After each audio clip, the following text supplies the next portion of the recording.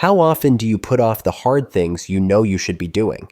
You sit there, staring at the assignment, the workout, the project, and suddenly your brain finds 1,000 other things that feel easier. Checking your phone, grabbing a snack, watching a quick video. And before you know it, the day's gone. Here's the truth. Your brain is designed to avoid pain and chase comfort. Hard things feel like pain. That's why you resist them. But what if you could rewire that response? What if you had a method to trick your brain into doing the exact thing it doesn't want to do, without relying on motivation? That's where the Lotus Method comes in. The Lotus Method is simple, but it's powerful. Think about a lotus flower. It grows in mud, in conditions that seem impossible, and yet it rises above, clean and strong. That's what you want your brain to do. Rise above resistance, even when everything in you wants to stay stuck. Let's break it down step by step. Step 1. Shrink the mountain. When your brain sees a big task, it panics. Write an essay feels overwhelming. Go to the gym feels like a marathon. The first move is to shrink it. Don't tell yourself, I have to finish the essay. Tell yourself, I'll just write one messy paragraph.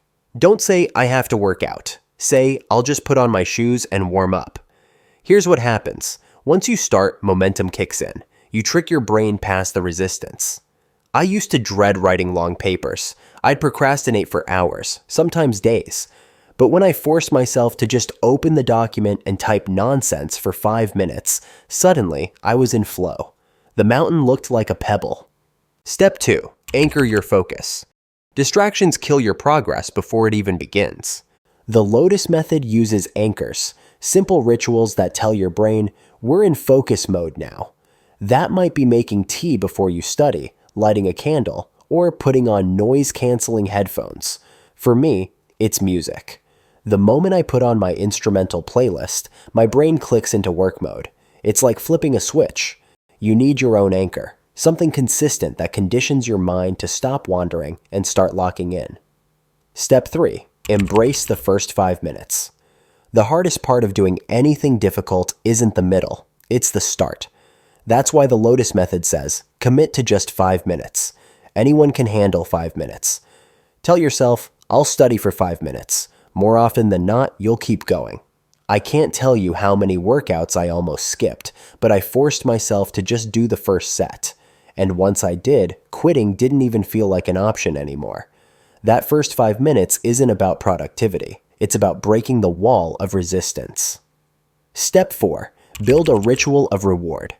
Your brain hates pain but loves reward, so give it both.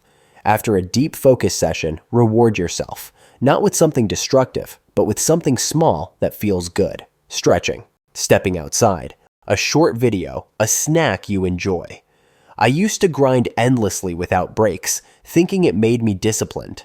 In reality, it just burned me out and made me dread the work even more.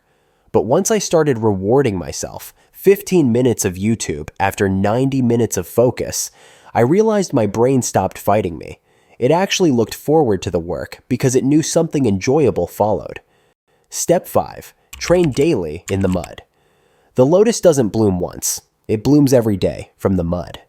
You have to practice doing hard things daily, even in small doses. It's not about massive breakthroughs. It's about consistency. If you train your brain to push through resistance every single day, even for 5 minutes, you build discipline like a muscle. That's how you go from avoiding hard things to craving them. Personally, I noticed this with the gym. At first, every workout felt like torture. But after months of showing up daily, even when I didn't feel like it, I stopped negotiating with myself. Hard things became normal, and that's the point. Final thoughts. The Lotus Method isn't magic. It's a system. Shrink the mountain. Anchor your focus. Commit to the first 5 minutes. Reward yourself. And train daily in the mud. Do this long enough, and your brain stops running from hard things. Instead, it starts leaning into them. That's when life changes. Because if you can train your brain to do the things it resists the most, you can achieve anything. So the next time you feel stuck, remember, the lotus grows in mud. Your growth happens in the struggle. Don't fight it. Rise through it.